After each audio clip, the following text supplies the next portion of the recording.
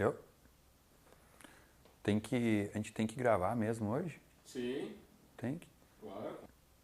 Não dá pra pular o vídeo de hoje? E deixar o canal sem vídeo? Tá, vamos lá então. Deixa eu arrumar aqui. Olá pessoal, tudo bem? Meu nome é Samuel Dalelast, eu sou médico. Esse aqui é um canal que eu tenho no YouTube para discutir alguns temas aí sobre saúde e tal. Vim fazendo vídeos aí nos últimos 3 anos e pouco, quase 4 anos, e postei vídeos com muito entusiasmo. Hoje eu não estou muito animado. Hoje eu confesso que não vim aqui com aquele tesão que geralmente eu venho, né, trazer informação para vocês, mas eu vou dividir um pouquinho do porquê, porque que hoje é um dia triste para mim. Hoje é o dia que caiu a ficha na minha cabeça aí sobre algumas questões associadas ao modelo de medicina que eu escolhi fazer. Modelo de medicina, fica até estranho isso, né? Parece que existem modelos. Vamos dizer assim, olhar médico, né? Porque quando eu me formei médico na faculdade, eu fui treinado para ir para um consultório e perguntar para todo o meu paciente, na primeira consulta, eu perguntava para ele assim, o que você tem ou o que você sente, né? É a pergunta que inicia toda uma consulta médica no modelo de formação acadêmica que eu tive. Porque dentro desse treinamento eu espero que o paciente me traga uma queixa, né? Que ele diga para mim que ele tem insônia, que ele diga para mim que ele tem dor no estômago, dor nas articulações, depressão, tristeza, ansiedade, porque aí eu logo acesso o meu HD para lembrar o que foi que me ensinaram a prescrever para esse paciente na faculdade, né? Se o paciente fala para mim que ele tem dor no estômago, eu logo lembro do omeprazol, esomeprazol, pantoprazol, vários prazóis da vida. Se o paciente falar para mim que ele tem dificuldade para dormir, eu penso em roipinol, Rivotril, clonazepam.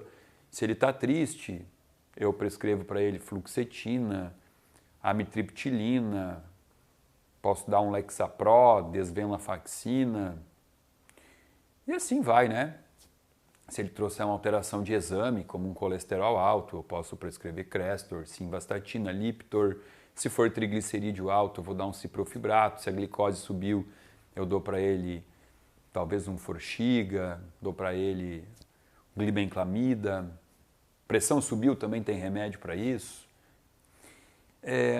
Alguns anos depois, 3, 4 anos depois de eu praticar este formato, né, vamos dizer assim, praticar a medicina que hoje a gente chama de reativa, né, reativa, a gente reage ao que o paciente tem. O paciente tem que ter alguma coisa para o médico reagir, né, reagir com remédio. Então, 3 a 4 anos depois de eu trabalhar assim, eu comecei a despertar para um interesse muito maior em pegar um paciente e talvez não, né? Pegar um paciente e ajudá-lo a não adoecer, a não chegar ao momento de ter que ir no médico com uma queixa. E sim, ir no médico só para fazer uma revisão, um check-up e tal. Bom, e também, dentro dessa visão, pegar o paciente que talvez esteja assim doente, né, ele já adoeceu, e ao invés de simplesmente dar um remédio para mascarar aquele sintoma, aquele sinal, entender onde foi que tudo começou. Onde que começou talvez aquele processo de gastrite, porque se eu dou para ele o omeprazol, eu então mascarei, através de um inibidor da bomba de próton, mascarei a produção de próton, tirei a dor dele, mas se ele parar com o remédio, ele volta com a dor. A mesma coisa se ele aumentou a glicose. Por que ele aumentou a glicose? Se eu der o remedinho lá, glibenclamida, baixei a glicose, mas se ele parar o remedinho, ele volta a ter a glicose alta. Porque tudo tem uma causa, né? Tudo na vida tem uma causa. Então, quando eu comecei a entender que existia uma possibilidade de pegar o paciente doente e aí então atacar a causa daquilo, né? Para resolver a causa e curar efetivamente, curar aquela patologia, ao invés de mascarar, remediar. Eu achei tão legal essa ideia que eu falei, cara, eu quero trabalhar com isso, achei legal, achei bacana. E essa maneira de trabalhar assim, ela no Brasil ainda é um pouco, como é que eu diria? Não vou dizer desorganizada, ela não é, ela não tem um nome. Qual é o nome do médico que trabalha com essa visão, né? A gente ouve diversas terminologias, mas uma muito comum é a gente ouvir falar em medicina integrativa. Vocês já ouviram falar nisso? Integrativa. É um jeito, né, de denominar o médico que durante a consulta tem essa visão um pouco mais integrada de corpo humano, né? E não assim simplesmente olhar para um órgão. Vou dar um exemplo aqui para você. Por exemplo, se eu só olhar para o coração, tá? E eu tiver essa visão muito voltada para o remédio, e eu pegar o paciente que aumentou o seu nível de colesterol, por quê? Porque ele é sedentário, ele é obeso, come tudo errado, e o colesterol subiu, né? Se eu só olhar para o coração e para o colesterol, eu vou prescrever para ele um remédio, né, chamado de estatina. Qual é a função da estatina? Ela inibe uma enzima que tem um nome, chama hidroximetil-glutaryl-CoA-redutase. O que essa enzima faz? Ela pega o ácido mevalônico, que o corpo mesmo produz, né? E ela transforma, esta enzima transforma o ácido mevalônico em colesterol e coenzima Q10. E a estatina ela inibe a ação dessa enzima aqui. Então ela automaticamente inibe a conversão de ácido mevalônico em colesterol. Eu deixo de ter colesterol, baixou o colesterol. E também baixou a coenzima Q10, né? Se eu só tiver a visão cardiológica, assim, do coração e tal, eu dou essa estatina e eu fico feliz da vida. Aliás, não deveria ficar feliz, porque a gente também percebe que, por mais que há 40 anos aí a gente prescreva a estatina, achando que os pacientes não vão infartar, a doença que mais mata no mundo ainda é o infarto, né? Por quê? Porque não resolveu baixar o colesterol, se a gente não fizer a mudança de hábito do paciente. Mas o que eu quero dizer é que se eu olhar só para o colesterol, eu vou esquecer de lembrar que eu, inibindo a coenzima Q10, eu estou ferrando com esse meu paciente, porque a coenzima Q10 ela tem diversas funções no corpo, dentre elas é um cofator fundamental para o ciclo de Krebs, produzir ATP, produzir energia. Então a visão muito pontual, às vezes ela pode pecar em algum sentido, né? Porque eu trato um órgão, esculhambo o outro. E aí, quando o médico ele tem essa visão um pouco mais inteira, né, do corpo como algo todo, a gente chama isso de medicina integrativa.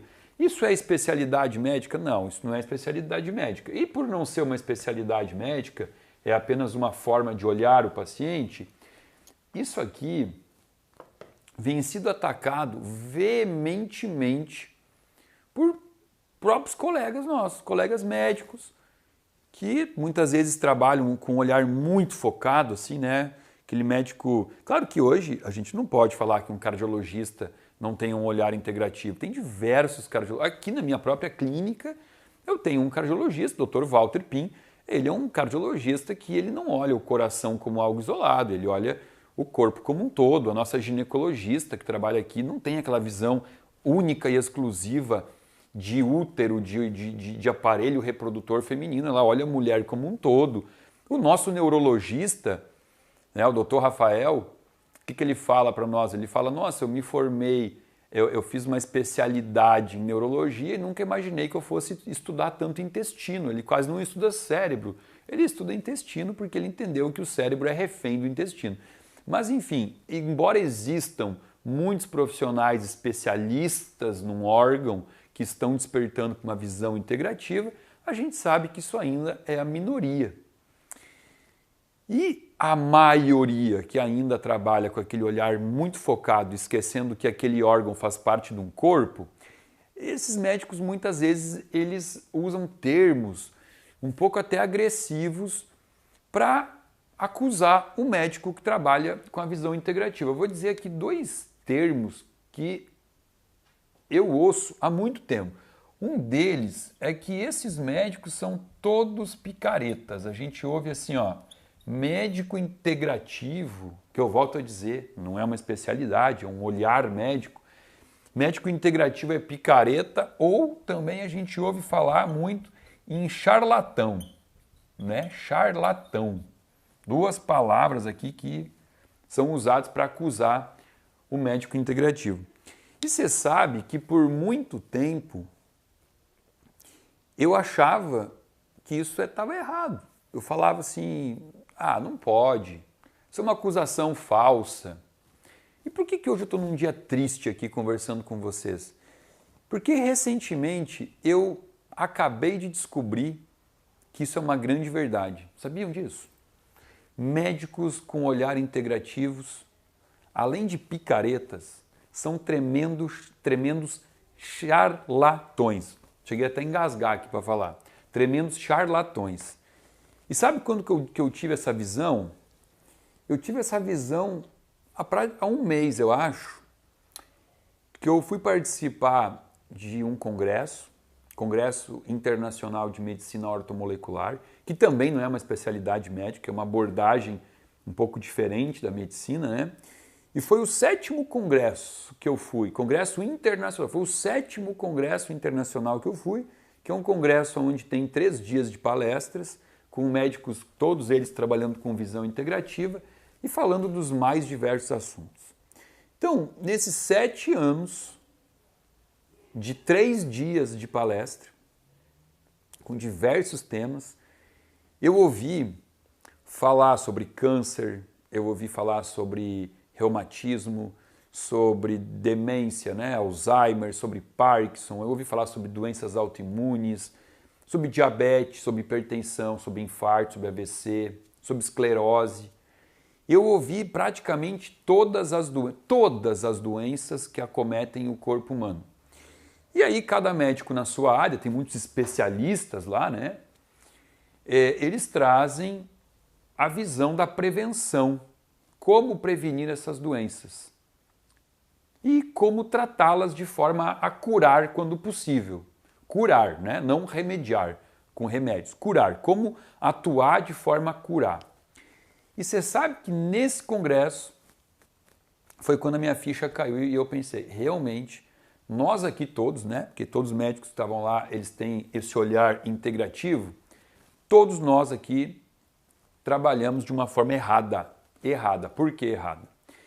Porque precisou de 7 anos para eu ir consecutivamente nesses congressos, ouvir todas essas aulas das diversas doenças com os diversos especialistas com visão integrativa, para eu perceber que no final das contas não importa o órgão do corpo, não importa a doença do corpo, tudo se resume, tanto falando de prevenção como de cura, tudo se resume a uma coisa chamada hábitos saudáveis de vida.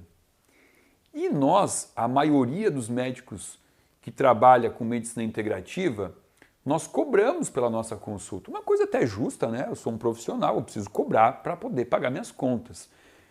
E aí é que está a picaretagem. Por quê? Porque nós vamos todos os dias para o nosso consultório cobrar para falar coisas óbvias, coisas que nós nem precisaríamos falar para o nosso paciente. Como, por exemplo, eu venho para o meu consultório todo dia falar para o meu paciente que ele tem que ingerir água todos os dias, que ele tem que se exercitar todos os dias, que ele precisa dormir um sono reparador num quarto escuro, num horário fisiológico todos os dias, que ele precisa parar durante o dia e se alongar para alongar o diafragma e respirar melhor, ao invés de ficar sentado o dia todo no escritório. Eu também conto para esse meu paciente coisas óbvias como você precisa consumir alimentos naturais, que não estejam envasados, com prazos de validade estendidos, processados, modificados, adulterados, comer aquilo que a natureza te oferece. Gente, hoje eu estou triste, porque eu acabei de descobrir que é errado cobrar para falar isso. Porque quem é o ser humano desse planeta que não sabe disso? Ao mesmo tempo, fazendo isso já há 10 anos, eu também percebo que, por mais que seja óbvio,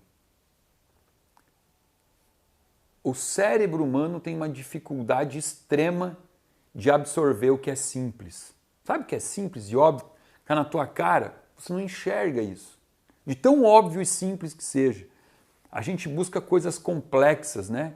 Às vezes a gente tem um problema na vida e a solução ela é simples, a gente pensa assim, não pode ser tão simples. Não pode. Isso deve ser mais complexo do que eu estou enxergando. A gente não quer enxergar o que é óbvio. E por isso que as pessoas procuram o meu consultório, sentam na minha frente, pagam por uma consulta e muitas vezes a nossa consulta é um pouco mais, o valor é um pouco mais alto do que uma consulta normal, né? Por quê? Porque para eu prescrever um omeprazol para um paciente que está com gastrite, vamos simular aqui, vamos simular uma consulta.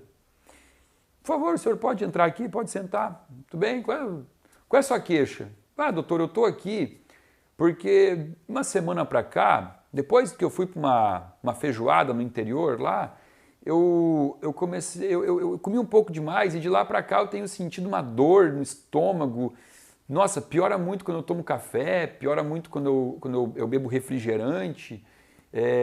Se eu comer alguma coisa frita, piora muito. Olha, o senhor está com uma gastrite.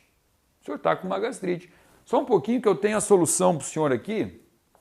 Aí eu pego aqui o meu prontuário, meu receituário, uma caneta, né? Ó, fulano de tal, uso interno, omeprazol, tomar uma dose em jejum, 20 miligramas todos os dias, ou pantoprazol. O senhor toma por 30 dias, isso está tudo certo, né? Quanto tempo demorou essa consulta? Olha, gente, não chegou em 5 minutos, né? Então, isso é fácil de fazer, né? Agora, se esse paciente me procura e eu entendo então que o que ele tem é uma agressão na mucosa estomacal, que está reverberando como dor, é um sinal, o corpo dele está dando esse sinal de dor, e o que eu tenho que fazer como médico é ensiná-lo a excluir todo e qualquer alimento ou líquido que possa estar perpetuando essa inflamação e instruir esse paciente a utilizar de plantas medicinais, fitoterapia, para cicatrizar esse estômago, né? Como, por exemplo, um chá de espinheira santa, uma tintura vegetal de guaçatonga, de alecrim, né? Isso leva um tempo. Então a gente tem que ficar com o paciente aí pelo menos 1 hora e isso faz com que o custo da consulta seja mais alto, né? Obviamente.